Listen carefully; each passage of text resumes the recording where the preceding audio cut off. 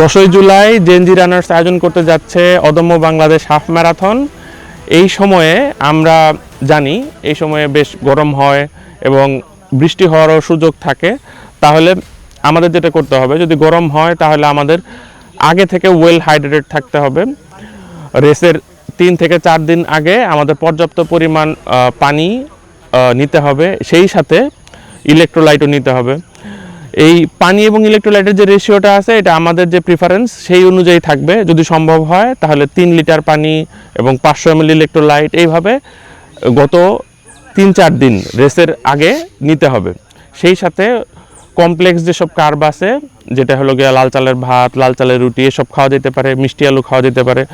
আর যদি বৃষ্টি হয় তাহলে যদি আমি ইলেকট্রনিক গ্যাজেট লাইক আমার মোবাইল ক্যারি করি, তাহলে ওটার জন্য আমাদের একটা পলি ব্যাগ থাকতে হবে সাথে, এবং আমার ক্যাপ থাকবে। আমি পাতলা সক্স পরবো যাতে আমার পায়ে ব্লিস্টার না পড়ে।